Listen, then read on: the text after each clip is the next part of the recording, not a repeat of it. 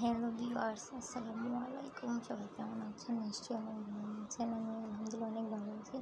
আমি আজকে আপনাদের মাঝে শেয়ার করবো আমি কীভাবে সেমাই রান্না করি।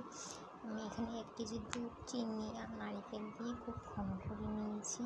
আমি আজকে বগুড়ার ঘি ভাজা সেমাই একটু ট্রাই করবো। এই সেমাইটা আমাকে আমার ভাইয়া গিফট করেছিল, অনেক মজা। 2 কেজি সেমাই দিয়েছিল, তো ওটা আমি দিয়েও রান্না করেছিলাম। ভাবলাম এখন একটু বিকেলে নাস্তার জন্য বানাই। তো আমি 1 কেজি দুধকে ঘন করে আধা কেজির চেয়েও কম করে নিয়েছি। তারপর দুধের মধ্যে চিনি আর নারকেল দিয়ে আগে থেকে ওটাকে জাল করে নিয়েছি। তারপরে এখানে আমি কিছু কিশমিশ দিয়ে দিলাম। কিশমিশ দিয়ে দেওয়ার পরে নাড়াচাড়া দিয়ে আবার আমি সেমাইটা দিয়ে দিলাম। সেমাইটা দিয়ে আমি একটু করে নাড়াচাড়া করে একটা চুলার জালটা বাড়িয়ে একটা বল ফুটিয়ে নিলাম।